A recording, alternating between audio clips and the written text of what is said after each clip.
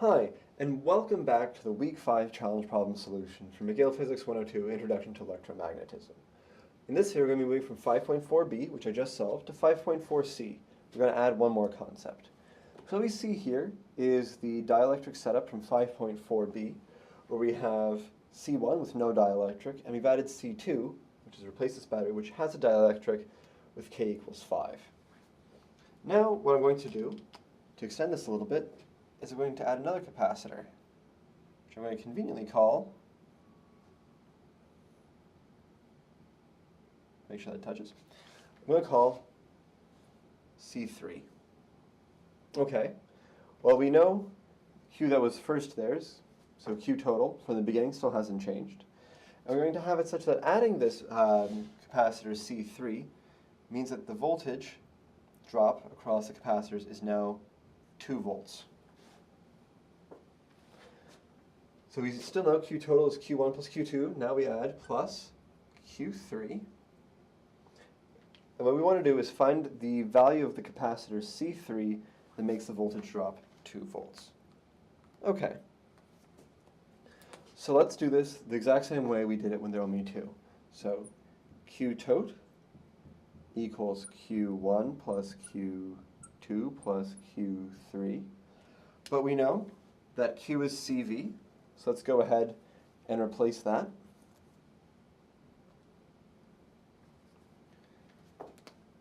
C1 V1 plus C2 V2 plus C3 V3. But we know all those V's are the same. Let's call this one VF. And let's replace 1, 2, and 3 for the voltages by VF. VF, VF, VF, which means you can group them. C1 plus C2 plus C3 times VF. Well, we also know that C2 is kappa times C2 vacuum. But we want to arrange for C3. So the first thing we want to do is we'll divide by VF. So Q tot over VF is equal to C1 plus kappa C2 vac plus C3. And we arrange for C3, we have C3 equals Q tot over VF minus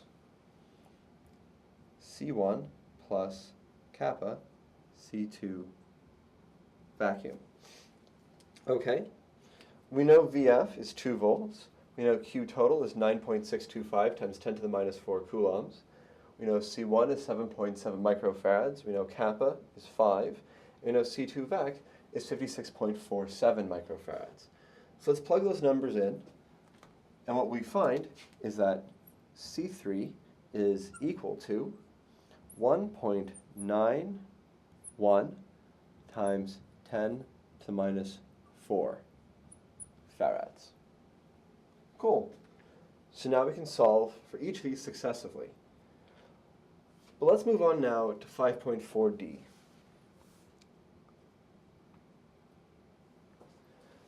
So you see we had just 2 capacitors and we added a third. All we did was add Q tot equals Q1 plus Q2, and then we added Q3 to that. So if we keep adding capacitors here, which is what we call in parallel, then what happens?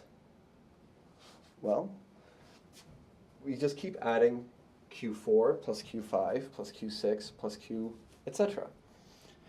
So then we can find a general rule that tells us what the equivalent capacitance is. And equivalent capacitance just means what if instead of C1, C2, C3, C4, etc., we just had one capacitor that had the equivalent effect. So it had the equivalent capacitance, and so we didn't have to write out all the individual circuit components. This is going to be particularly useful when we move on into future chapters in the textbook and future weeks in the course. We're dealing with systems with multiple capacitors. And you want to simplify it to the simplest possible version so you can understand how the circuit behaves. So let's look at that again. We know, so Q total is going to be Q1 plus Q2 plus Q3 plus Q4 plus, you get the idea. Okay, but the voltage drop across this is always going to be equal, because this conducting wire here is going to ensure the potential is the same here, as it is here, as it is here. Okay, so we know that just like before, we can factor it. C1 plus C2 plus C3 plus C4 plus etc. times the voltage drop. Okay, so now we know Q is CV. So we have Q over here, Q tote in this case. And we have this term here times V. Well, what if we just take this and we call C equivalent is equal to C1 plus C2 plus C3 plus C4 plus etc. Now we know what it would be like if instead of all of this, we just had a capacitor like that. Granted, this doesn't make much sense yet, because once we get into circuits with multiple components, we'll have a voltage source attached here, we'll have all sorts of other things going on. But in the moment, we have now derived a formula you're going to see later on in the course.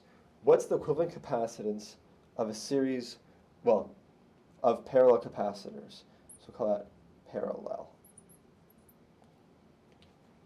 Parallel and series will come to mean more to you as we go on through the course, but in general, this is how you start to deconstruct it. First, you start with what we know, and then we can identify this as looking like this C. And then, since they look alike, they perform the exact same function, we can find the equivalence.